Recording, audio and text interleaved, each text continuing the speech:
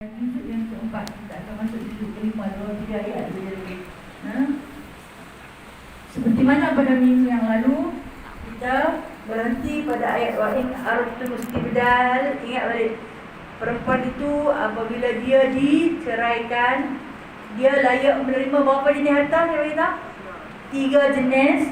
tiga jenis harta yang layak diterima oleh isteri yang telah dia pun diceraikan. Iaitu yang pertama iddah, yang kedua muta'ah, yang ketiga atas pencarian. Pandai dah, pandai boleh jadi pegawai syariah, boleh membicarakan. Tak ada lah orang tinggal terkontang kanting, tak ada apa nah. Orang tinggal buta-buta lagu tu saja. Tinggallah dia dengan anak-anak, dengan hidup dengan apa pun tak ada, dengan kerja pun tak ada, dengan kereta motor apa pun tak boleh naik. Ada yang dizalimi sampai tahap itu, tetapi Islam tak pernah menzalimi wanita-wanita, bahkan diangkat setinggi-tinggi darjat. Kemudian ayat ni sambungan, masih lagi Allah Subhanahu Wa Taala menempelak sikap orang-orang jahiliyah pada zaman Rasulullah Sallallahu Alaihi Wasallam yang ketika memberi harta muta'ah ambil balik, bagi tapi ambil balik. Yang mana ayat yang berbunyi A'udzubillahi minasyaitonirrajim. Wa kaifa ta'khulunahu wa qad qada ba'dukum ila ba'd wa akhadna minkum mitsaqan ghalidha. Firman Allah Subhanahu wa taala yang bermaksud wa kaifa ta'khuduna, bagaimanakah kamu sanggup ambil balik? Lebih kurang macam itulah. Sampai hati hampa ambil balik waqad qada waqad afdha. Kerana sesungguhnya dia kata, padahal kamu pernah bersatu dengan dia. Ini Allah Ta'ala tempelak kepada lelaki-lelaki ataupun suami-suami yang meninggalkan isteri, bagi harta ambil balik. Kalau tak ambil pun ungkit. Dah bagi tak boleh kata apa dah, melainkan kena redha, sebab itu memang hak dia. Tapi zaman jahiliah dulu, dia pun bagi sat. Bila dia pun nak kahwin lain, dia pun ambil balik. Dia pun ambil balik harta tu, sebab nak buat perbelanjaan untuk perkahwinan yang baru, dan kemudian untuk diberikan mas kahwin ataupun kita panggil belanja hanut kepada isteri baru. Ambil balik harta si isteri yang dia bagi. Okey.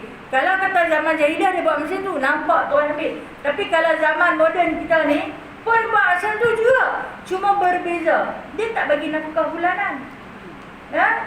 Bila dia bercerai, qadi pun beritahu hang kena bagi sekian-sekian bulanan. Anak ada 3 ke 4 ke, hang kena bagi. Dia tak bagi dengan sebab tak cukup duit.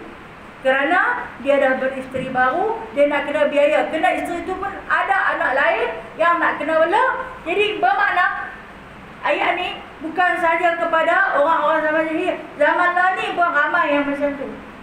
Bila dia nak beristeri baru, dia tinggalkan isteri lama dengan anak-anak dia tanpa memberi nafkah. Padahal dia dah memeterai janji di depan hakim, tak apa, dia bagi bulanan. Tengok-tengok dia tak bagi. Itu dinamakan dia menzalimi anak dan isteri dia. Itu kata Allah dalam ayat ni, sampai hati. Ambil balik. Hang kata hang nak bagi, tapi hang tak bagi. Maka hiduplah si isteri itu susah payah untuk membesarkan anak-anak. Kalau kata zaman dulu, mungkinlah zaman yang berkahwin ni tak tengok pun muka bakal suami. Ikut mak kata apa, hang kahwin lah dengan kawan tu, hang kahwin. Dulu hang dia tengok besar sikit je, dia kira nak bagi menikah. Dia kata orang perempuan dia tak bagi gaji tinggi-tinggi, pasal apa? Kecerak dapur. Itu pemikiran dahulu kala. Dulu susah, mana ada peluang pekerjaan. Jadi habis hebat perempuan ni masuk dapur lah. Yang berjaya di dapur itulah ijazah seorang perempuan ketika itu. Dia kira nak berkahwin. Sampai kepada tahap tak tengok pun muka suami. Tengok bila mana? Tengok malam pertama orang tengok lagu tu lah. Kalau ada gigi penuh nasib baiklah. Kalau kena rokok tak ada tukar itu, pun terimalah. Kadang kena tengok muka Tok Wan, kena segak-segak lah, kena tak elok lah. Ingat dulu lah, ada seorang tok dia kata, tok dulu kahwin tak tengok muka Tok Wan Bibi tengok gelap, pada malam. Gelap pun gelap lah. Dia kata, orang bagi bila kami naik basikal dua orang, orang bagi dia gagak dua punggung tolong. Sampai tahap tu. Yang kami di Pulau ni, tok suka lah. Kena suka juga lah. Suka tak suka. Kalau lah ni, jangan buat pasal no. Jangan buat pasal lah. Dia cinta mati ni. Kalau tak bagi, lari daripada rumah. Dia nak makan cinta dia tu sampai mati. Jadi, yang ni Allah Ta'ala bukit balik. Dia dah seorang perempuan tu, dia dah korban dah. Hamai warna apa, kulit pun, macam mana rupa pun. Apabila dia dinikahi, maka dia telah pun berkorban. Qad afdha, kata Allah. Dia dah berkorban seluruh jiwa dan raga. Dia dah bagi dari kan. Lepas tu Han sanggup nak mengkhianati dia.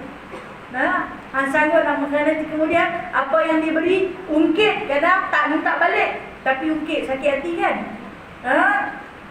Dah bagi, jangan ungkit kat dia. Jangan diungkit, sakit hati dia. Kena dia tak kerja. Orang perempuan ni tak disuruh kerja, tak payah kerja. Tapi dia pergi kerja sebab apa? Dia nak tolong menanggung amanah, tanggungjawab, kewajipan pada suami. Dia pergi kerja.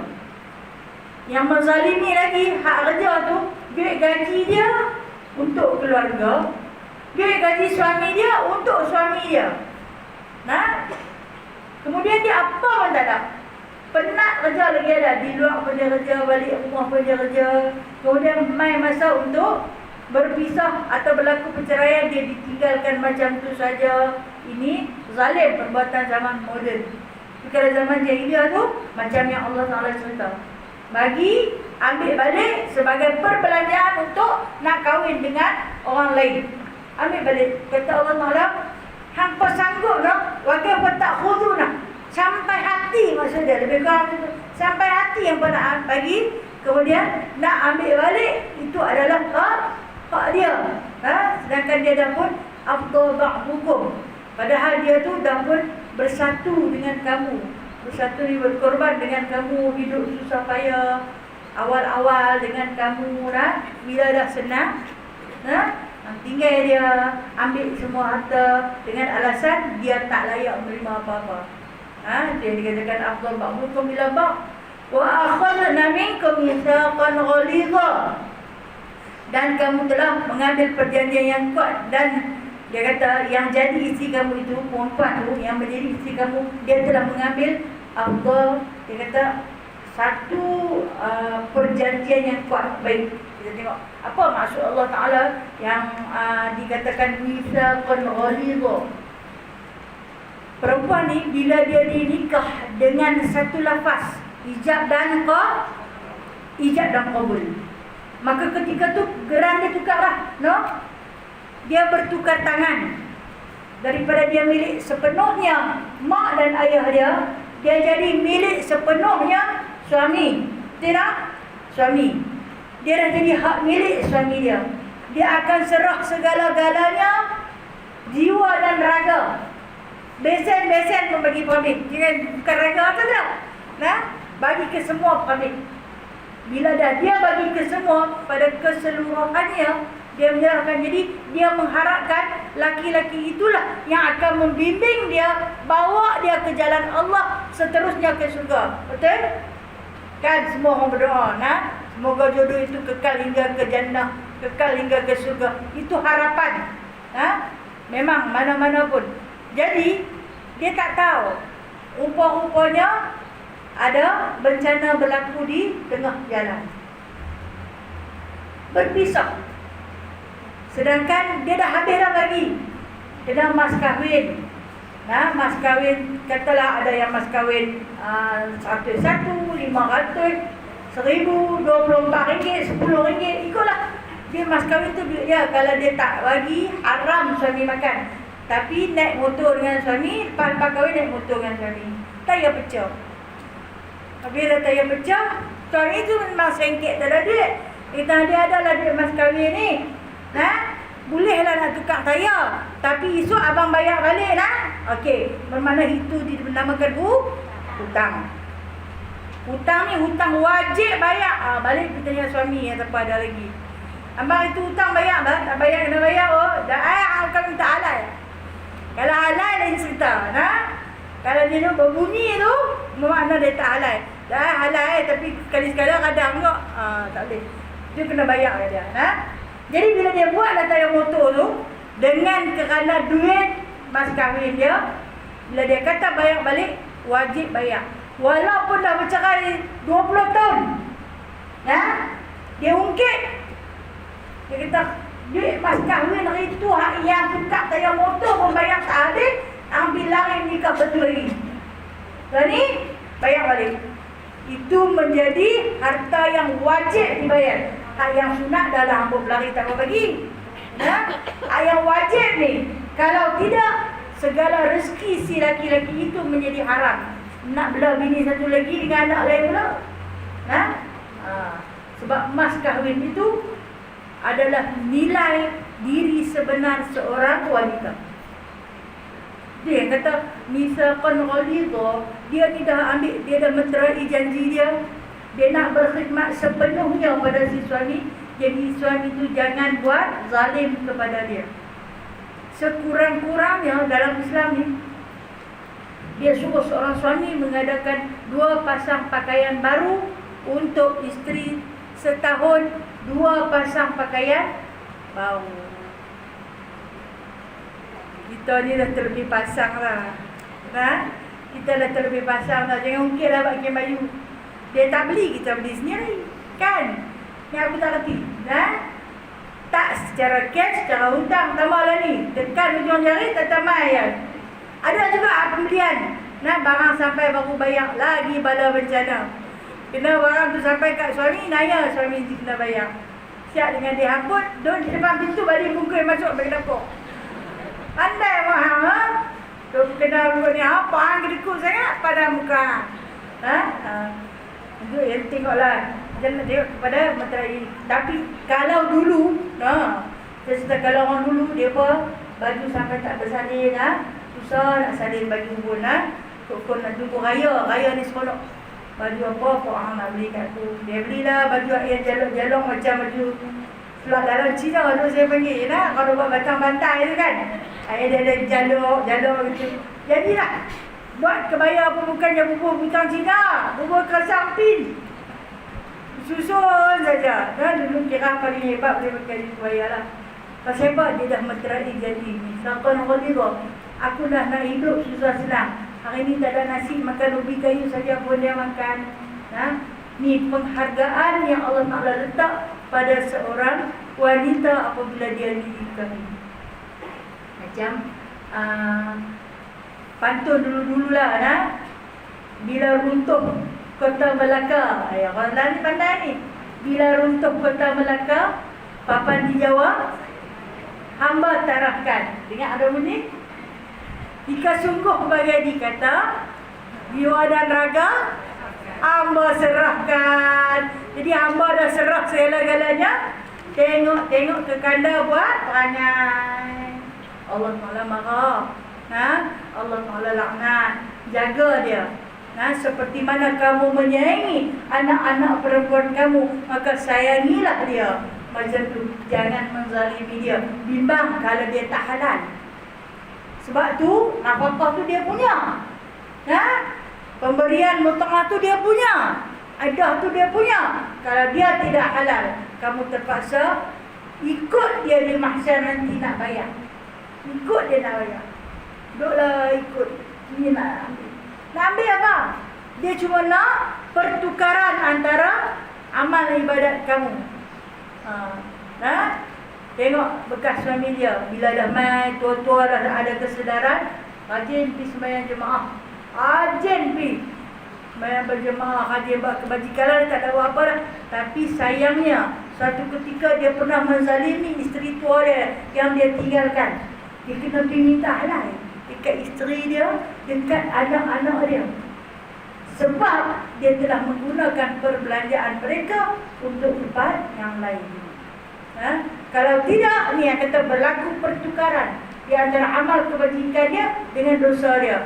Dia ambil balik segala dosa perbuatan dia tu, tapuk di atas kepala dia, dan segala amal kebajikan dia tu bagi kepada isteri dia. Bukan kata mudah-mudah. Tapi bila dah tak faham benda ni, dia buat.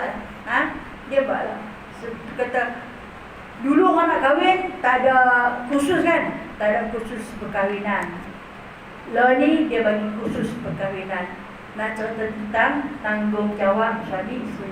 Lagu tu lah ingat 3 bulan kahwin bercerai, tak ada apa-apa bercerai lah. Pasal banyak khusus sangat tu. Kalau tak bagi pun macam tu, kalau bagi lagi-lagi lah macam tu. Pasal apa? Kurangnya ilmu. Kurangnya ilmu.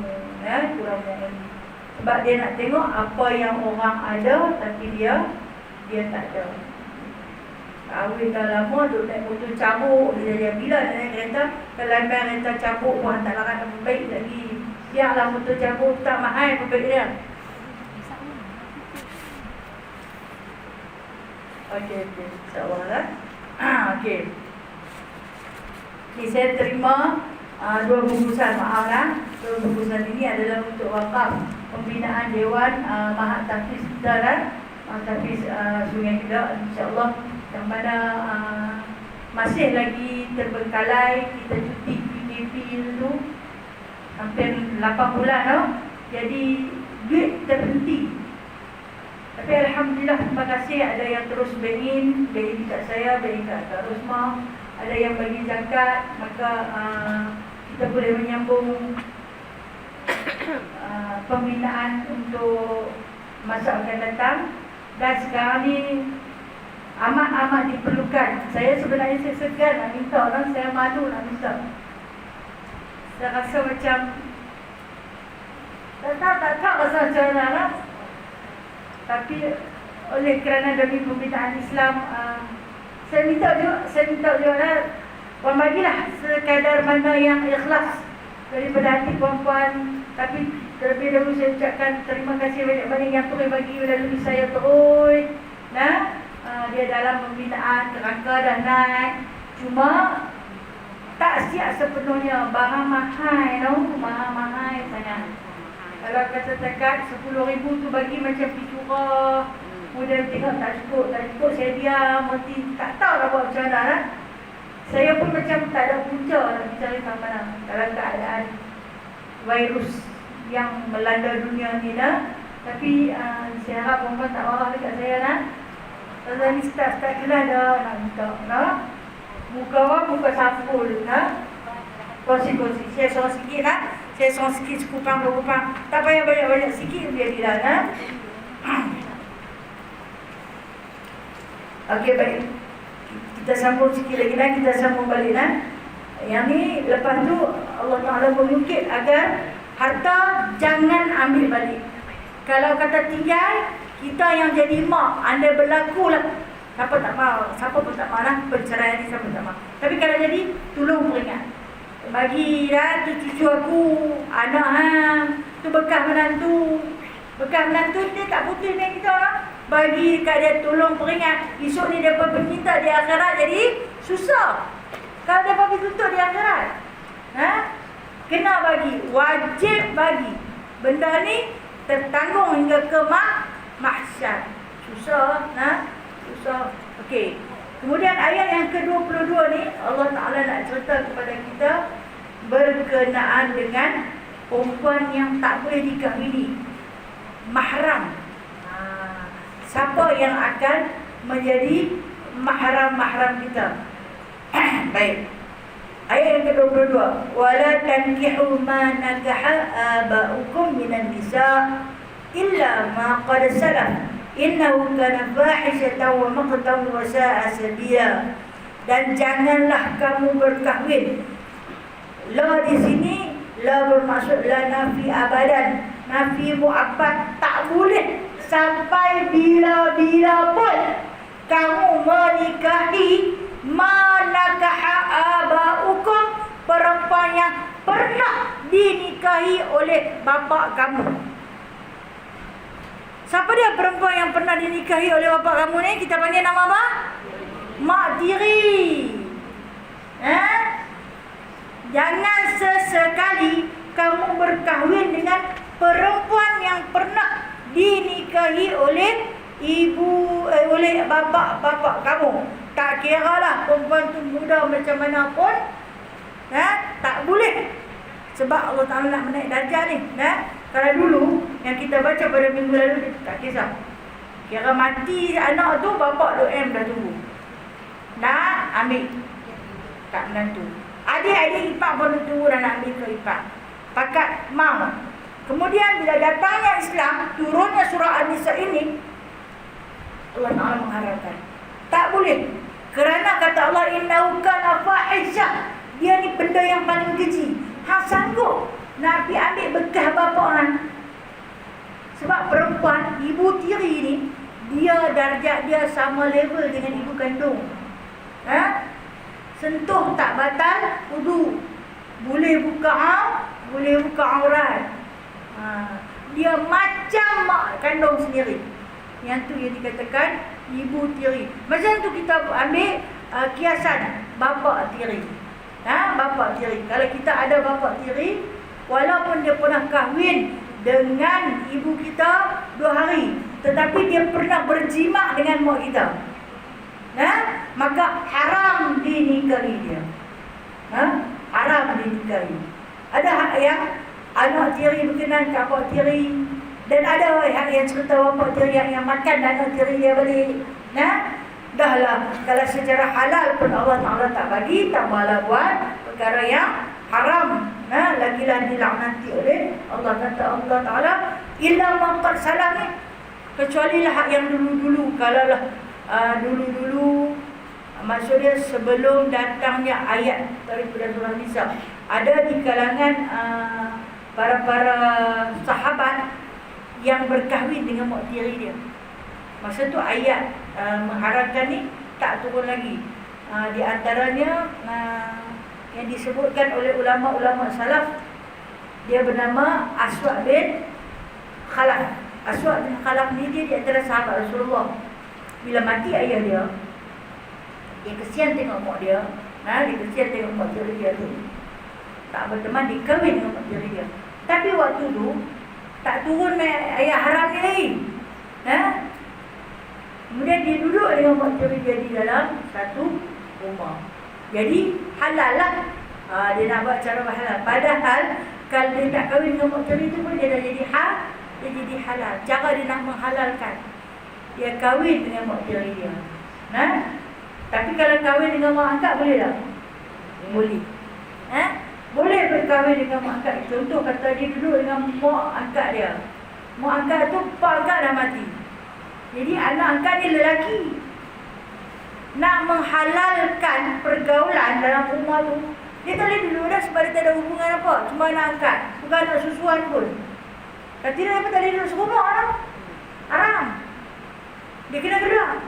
Nak keluar apa daripada kecil dah belah, dan tak ada perasaan apa dah.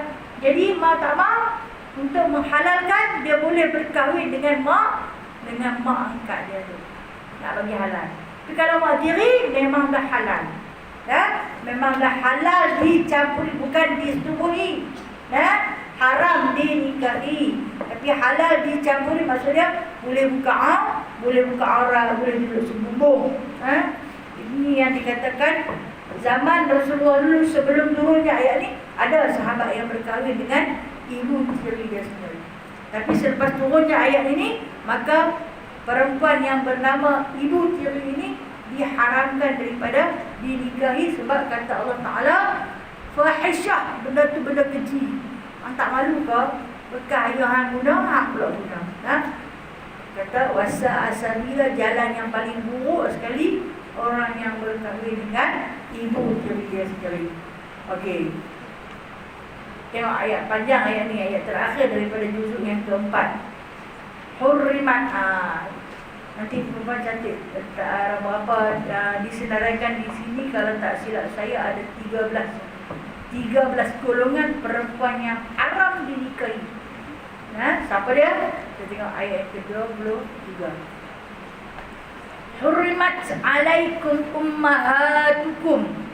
Diharamkan atas kamu bernikah dengan ummahatukum. Ibu-ibu kamu. Maaflah, ibu kandung. Kalau kita orang perempuan, bapa lah. Haram. Itulah nombor 1 dekat ummahatukum. Dekat ibu. Itu yang pertama. Kemudian kata Allah, wa banatukum, dan anak-anak perempuan kamu. Itu yang kedua. Kalau kita seorang ibu berkahwin dengan anak laki-laki, haram. Itu yang kedua. Yang ketiga, wa akhawatukum, dan saudara-saudara perempuan kamu daripada akhawatukum, seibu sebapa. Wa akhawatukum ni yang saudara perempuan kamu seibu sebapa. Ada yang sebapa saja, lain mak. Ada yang seibu saja, lain mak. Itu pun juga haram berkahwin.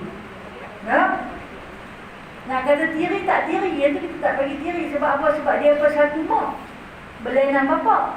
Itu bukan tiri. Kalau tiri ni lain mak lain pak, itu tiri. Kalau lain mak lain pak boleh kahwin tak? Boleh.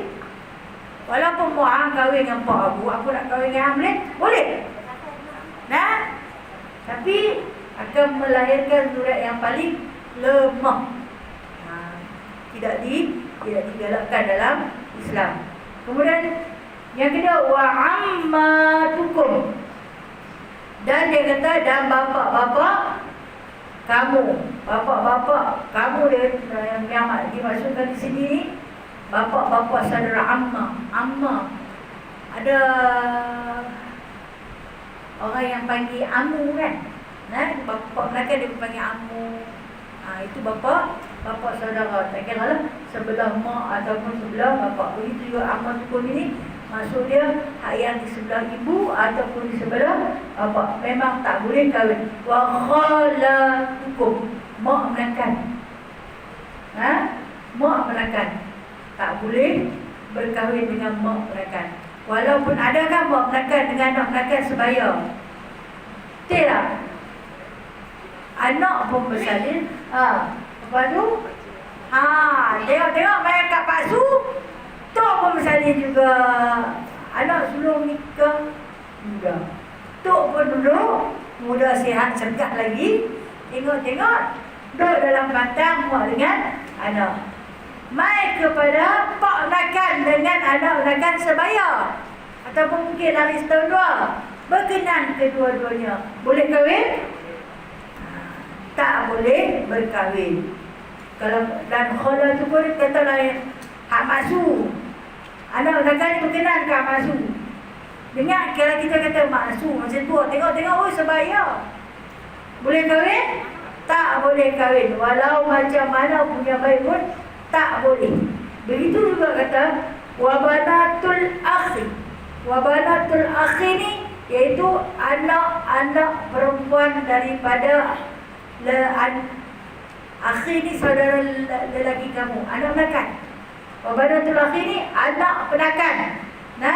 Anak penakan daripada adik laki-lakinya.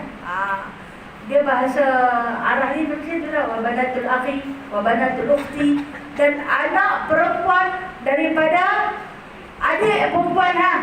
Anak penakan kalau anak penakan. Kemudian wa ummahatukum allati arda'anakum, dan ibu-ibu yang telah pernah menyusukan kamu. Kita panggil apa tu? Ibu susuan. Ibu susuan. Kita tengoklah ibu susuan ni termasuk yang mana? Wa akhawatukum minar radha'ah. Termasuklah yang dikatakan ibu susuan ni, akhawatukum, anak-anak perempuan pada ibu susuan. Semua tak boleh kahwin.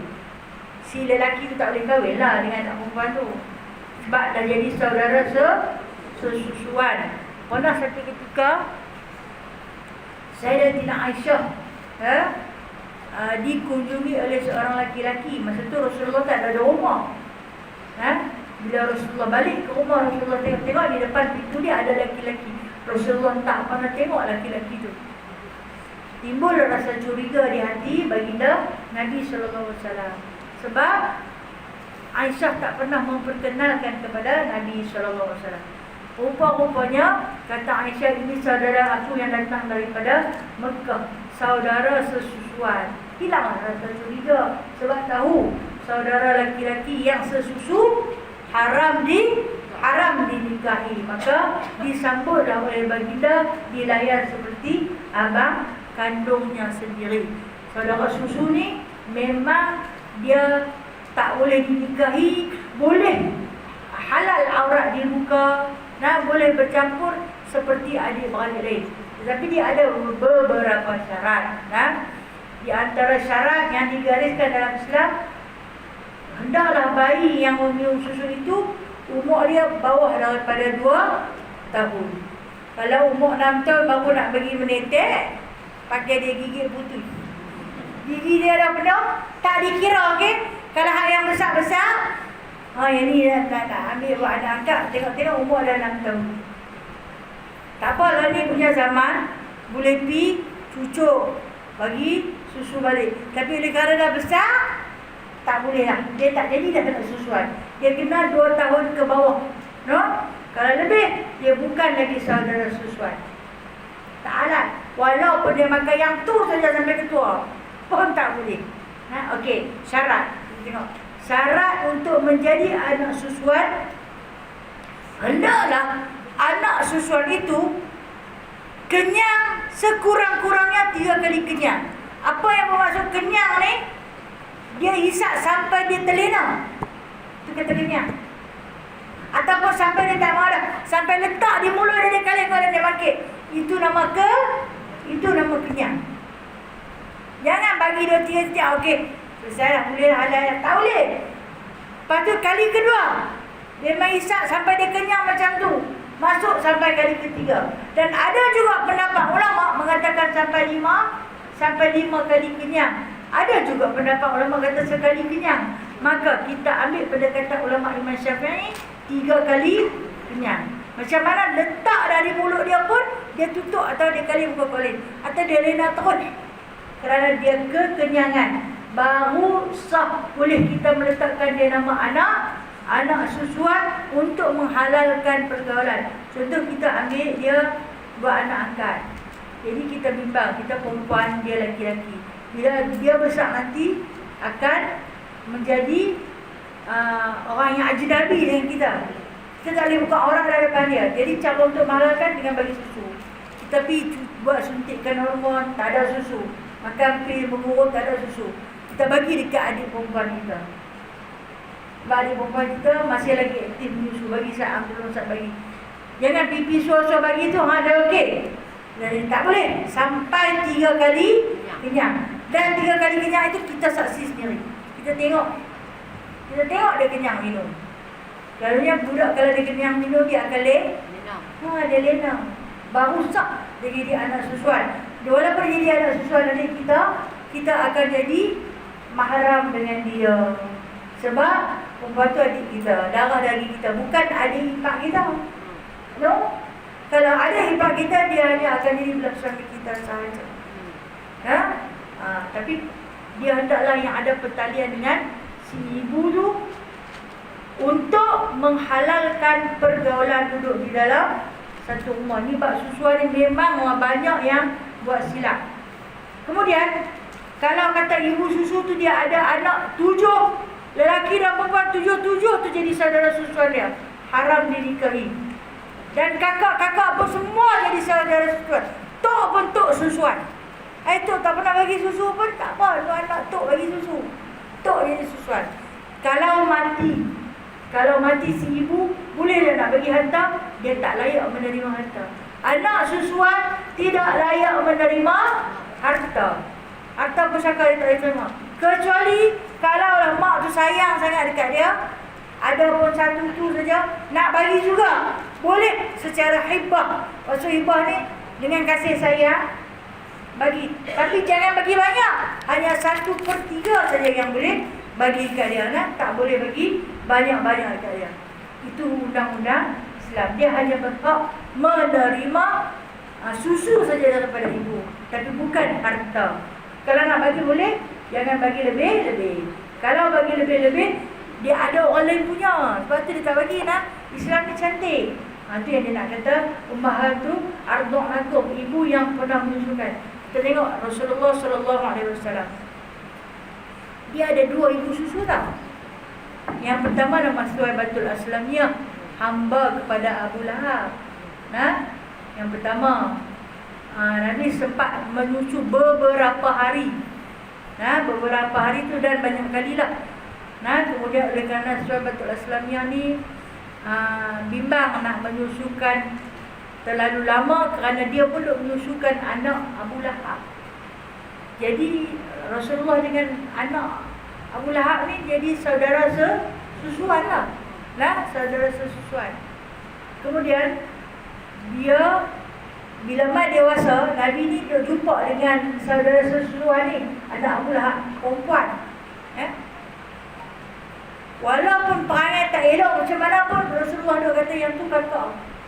Yang tu kakak. Dia kan tak ada siapa-siapa. Dia tinggal kan seorang-seorang dia. Dia tetap bagi kakak. Walaupun perempuan tu buat naya kat dia macam-macam.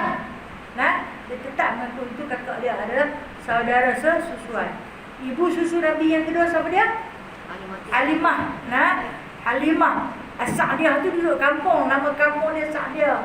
Kita panggil Halimah tu Sa'diyah. Halimah daripada Sa'diyah. Itu maksud dia. Dapat kau orang Melayu pihak pun nama Halimah tu Sa'diyah tu. Kan dia kata kita kan pandai mencipta, tak apalah, buatlah lagi tak berdosa kan. Halimah tu Sa'diyah ni, waktu Rasulullah SAW berusia 62 tahun, Rasulullah ni bila dia berpisah dengan Halimah tu Sa'diyah, dia tak jumpa dah. Jauh perkampungan Bani Sa'ad ni dengan tempat tinggal Rasulullah ni jauh. Ambil masa lama. Jadi Rasulullah ni dengan diberati amanah, dakwah dan sebagainya, dia tak jumpa dah dengan Halimah tu Sa'diyah. Sampailah berlakunya peperangan Hunain. Peperangan Hunain ni berlaku di lembah Hunain. Waktu ni Nabi SAW berusia 62 tahun. Orang perkampungan Bani Sa'ad ni kebanyakan mereka memerangi Islam. Islam yang disebarkan oleh Nabi SAW. Kemudian kemenangan dalam peperangan Hunain ini berpihak kepada Islam. Dapatlah tangkaplah ditawan. Wanita-wanita ditawan menjadi hamba abdi. Lelaki diberi pilihan, suruh masuk Islam. Kalau tak masuk Islam, ditawan menjadi hamba abdi. Kemudian di antara tawanan, Nabi SAW tahu perkampungan Bani Sa'ad ni ada ibu dia, dan dia ada 3 saudara susuan. Dia pergi cari dekat tempat tawanan perempuan-perempuan ni. Nampaklah seorang perempuan tua. Dia kenal mak tu. Dia pergi ambil mak tu. Dia pergi ambil mak tu. Dia cendung perhati, tengok macam dah tua sangat dalam tu dia waktu ni. Kemudian dia bawa main masuk di dalam khemah dia, bagi duduk di atas tempat dia, tempat duduk Nabi SAW. Lepas tu tanya si Halimah ni, siapa ni? Sahabat aku Muhammad yang pernah menyusuimu. Dia sapu-sapu riba. Halimah tu Sa'diyah, dia tidur di atas ribahan. Halimah tu Sa'diyah, dia menangis semau-maunya. Kenapa Nabi menangis? Rindu teramat sangat. 4 tahun perempuan itu pernah menyusui dia, membesarkan dia, mendidik dia, memberi ilmu pengajaran kepada dia. Dia menangis kerana terlalu rindu kepada Halimah Sa'diyah, tapi dia tak sampai rezeki untuk Nabi jumpa. Dan hari ini dia jumpa di dalam suasana peperangan. Dia kata kepada Halimah Sa'diyah, duduklah di sini selama mana kamu mahu, aku akan meraihkan kamu macam kuraikan ibu kandungku sendiri. Dia tanyalah apa abang, adik-beradik yang lain ada yang dah mati. Kemudian dia tanya, Islamkah mereka? Sampai, kata Halimah, sampai Islam kepada kami ya Muhammad. Apabila aku dengar kalimah syahadah dilaungkan dengan diiringi asyhadu an la ilaha illallah wa asyhadu anna Muhammadar Rasulullah. Aku tahu yang Muhammad itu adalah anak andaku, maka oleh itu aku mengajak suamiku dan anak-anakku beriman dengan Muhammad Rasulullah itu. Ketahuilah kamu, kami ini memang beriman daripada lubuk perkampungan Bani Sa'ad. Nabi punya seronok lah.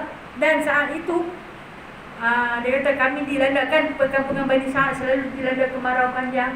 Kami hampir kebuluran. Abang yang semua laki-laki mati sebab ulok. Tak ada apa nak makan. Sementara penduduk lain banyak yang murtad dengan agama nenek moyang yang masih diamalkan.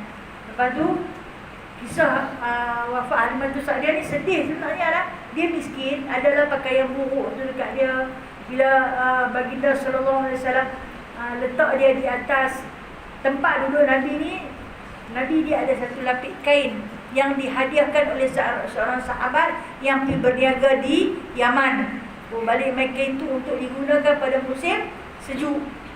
Waktu peperangan Hunain ni berlaku pada musim sejuk. Dia ambil kain yang dia dapat hadiah yang paling dia sayang tu, dia selimut pada Halimatus Sa'diyah. Dia kata, ambillah. Tak ada benda yang paling dia sayang dalam dunia ni hasil pemberian orang melainkan kain ni. Dia bagi dekat ibu susuan dia tu. Dan waktu dia balut ke jasad Halimatus Sa'diyah tu, wafat Halimatus Sa'diyah dalam pangkuan Nabi sallallahu alaihi wasallam. Punya lama mereka terpisah. Boleh dikatakan 58 tahun mereka terpisah, baru jumpa. Rupa-rupanya Allah Ta'ala takdirkan untuk mereka bertemu. Dan dia wafat di dalam pelukan baginda Nabi sallallahu alaihi wasallam. Apa yang Nabi kata pada jasad dia? Aku lahir duduk dalam pelukanmu, tapi hari ini kamu pergi duduk dalam pelukanku. Bahagia tak wanita tu? Ummahatur Radha'ah. Wanita yang dipanggil ibu susuan. Dia takkan putus sampai mati. Takkan putus di antara ibu susuan. Okey. Untung kalau ada ibu susuan ni dia ada mak banyak. Dia ada mak dua. Boleh tak kalau ibu susuan tu tukar pula? Hari ni kau ni kenyang 3 kali. Minggu depan bagi kau ni. Boleh tak? Boleh. Tapi bimbang saat lagi dia jatuh cinta sama-sama anak tu. Semua pakai tak boleh kahwin. Mak ni bagi sak kata jangan kau minum susu. Semua tak boleh kahwin. Mak je dia jual dia susu. Maka Islam tak galakkan macam tu. Dia suruh bagi satu saja. Okey. Kenapa zaman Rasulullah dulu ramai dia jadi ibu susuan? Dia pernah ditengok perempuan yang baik akhlak dia, yang tinggi ilmunya, budi pekertinya mulia. Dia pasti nak bagi sak susu. Nak mewarisi kemuliaan, nak mewarisi kefasihan, nak mewarisi kebijaksanaan. Bila ni tak lah. Lah ni kita jarang macam tu. Kita lebih rela bagi lembu bagi minum daripada orang. Kan? Soalan nak bagi kat orang tu ingat. Pasal kelebihan orang tu. Dia bagi minum susu lembu. Susu lembu dia tak apa nak geli. Silapnya kita wa akhwatukum minar radha'ah, dan saudara-saudara yang seluruh saudara-saudara di kalangan anak ibu sesuatu memang tak boleh kahwin. Wa ummahatu nisaikum, dan ibu-ibu nisaikum, perempuan kamu, yakni mak mertua. Mak mertua sekalipun dah bercerai. Dah bercerai lah, menantu tu lah lama dah bercerai. Sama ada bercerai hidup atau bercerai mati. Mak mertua tetap mak mertua sampai akhir hayat. Sampai mati dia duduk jadi mak sendiri. Tak batal wudu. Bila pun boleh bersentuh dengan dia, boleh mencium pipi dia, boleh mencium tangan dia. Sebab ibu mertua tetap macam ibu sendiri. Wa rabaibukumul lati fi hujurikum minan nisa'il lati, dan begitu juga dia kata, dan saudara isteri-isteri kamu punya ibu, ni mak mertua, dan anak-anak tiri di pangkuan kamu dari isteri-isteri yang kamu campuri. Anak tiri dari isteri yang kamu campuri yang tadi saya sebut. Janji dia dah berjimak dengan mak. Anak tiri tu dia anak sendiri. Okey? Jangan agak orang asing lagi. Tetapi fa'ilam takunu dakhaltum bihinna fala junah alaikum. Tetapi sekiranya kamu tidak campuri mereka, maksud dia nak kahwin dengan mak, kahwin dengan mak, lepas tu berkenan dekat anak, dia tak campuri, dia tak dukhul lagi si ibu, dia cerai si ibu tu, dia kahwin dengan anak. Boleh tak? Boleh. Selagi dia tak mendukhuli, dia tak jimat dengan ibu, ini dia kahwin dengan anak, itu tak dinamakan haram. Nah, boleh. Itu yang dia kata, kecuali dia kata kalaulah hang tak dukhul lagi, nah, wala junaha alaikum, tak berdosa, boleh kahwin. Wa halailu abnaikum alladhi min aslabikum. Dan lagi dia kata, dan anak-anak laki kamu sendiri punya isteri. Anak laki kamu sendiri punya isteri, menantu, nah, menantu. Kemudian dia kata, dan yang diharamkan bahawa kamu memadukan dua saudara, wa anta jama'u bainal ukhtain. Dua beradik, madu dua beradik. Nikah dengan kakak, dengan adik boleh nikah. Haram. Okey? Haram. Yang boleh pakai hanya satu je. Boleh kahwin dengan kakak. Dia tak tahu kata adik tu, dia ni dua beradik, dia lupa orang mana, dia pergi kahwin dengan adik. Bawa balik mai ke rumah. Oh, dua beradik, tak boleh. Masa ketika itu, satu secara automatik jatuh talak. Yang mana? Yang mana? Yang adik ke yang kakak? Yang adik lah. Sebab dia kahwin dengan kakak dulu. Yang adik tu jatuh talak. Hang cinta putus sampai mati pun, yang adik dia jatuh. Kakak dia tak jatuh. Jatuh adik itu tanpa lafaz. Sebab perkahwinan tidak sah. Nah, illa ma qad salah, kecuali mati salah satunya, mati kakak, ambil adik boleh.